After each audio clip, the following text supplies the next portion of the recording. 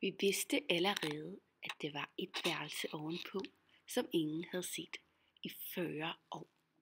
Der var en ejendommelig tynd og sur gravlugt overalt.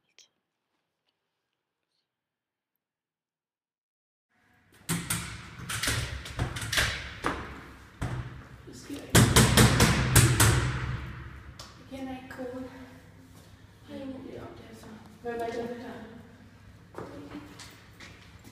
Så det er sådan noget, ja. Hvad sker der her? Hvad er det for et? Der er ikke nogen, altså. Nej.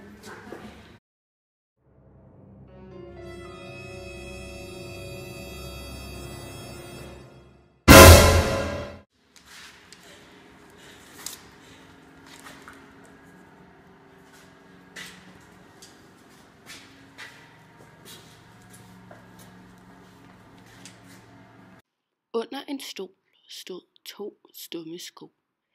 Længe stod vi bare og så på det dybe grin uden kød.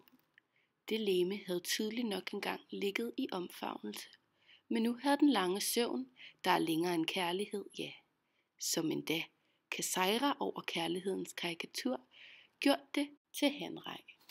Det, der var tilbage af manden, rådnet under resten af jakkesættet, var blevet uadskilleligt fra den seng, han lå i.